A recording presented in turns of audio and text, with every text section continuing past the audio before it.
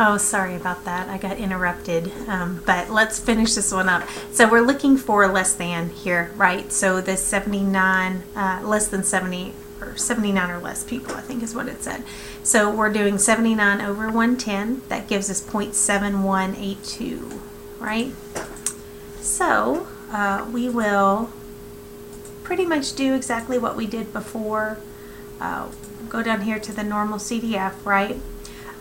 We are going to go from 0, right? Because we're always reading this left to right. So left to right, we're going 0 up to 0.7182, right? And then our mean is 0.82 and standard deviation 0.037.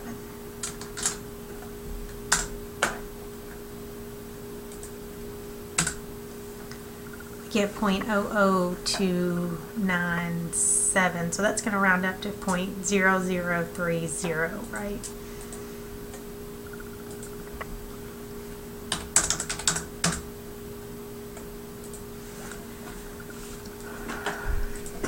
All right, so we got that one right, so that's good. Let's see what this next one is. So pretty much the same, right?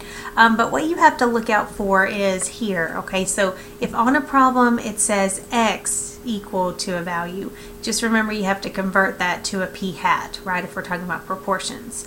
Now this one actually went ahead and did it for you, so these are the same things, okay? X equal to 99 or p hat equal to 0.66. So they already did it for you, but you could do the 99 over 150, and that's how they're getting that 0.66. All right, so for this one, let me get my calculator here.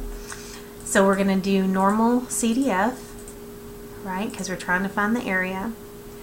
We're saying 99 or more, so 66% or more. So that means if we're looking at it, you know, here, we're going to be at 0.66, right, or more. So we're going up this way. So we are starting at 0.66. Okay, so we're going to start here at the 0.66 and go all the way up to the highest value possible for p hat, which would be 1. And then our mean, you already figured out there, is 0.6. The standard deviation is 0.04.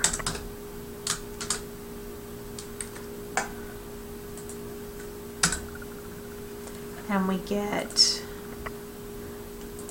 0.0668.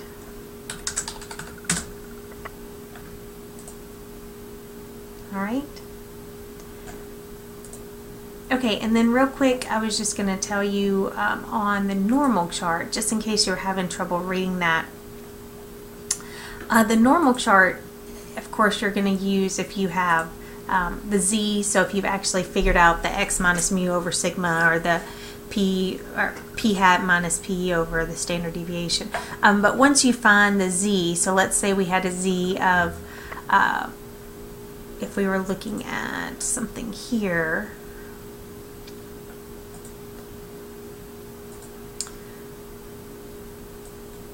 okay, and let's say we had a z over here of like 1.9. Okay, so a z of 1.9, and we were wanting to know this area over here. Okay, so this is 1.9 here. Whoops, sorry.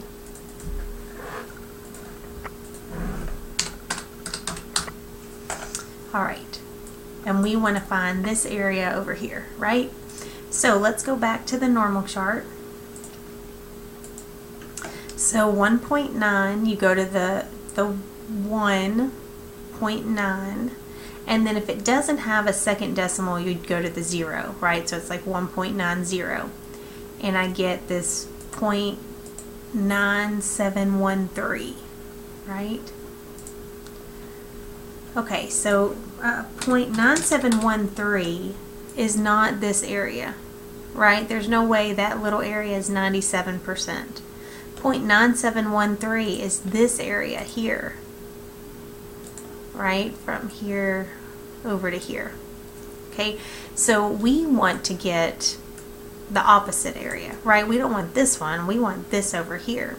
So to get this, we would just do 1 minus 0.9713. And we would get 0.0287. And that would be this area.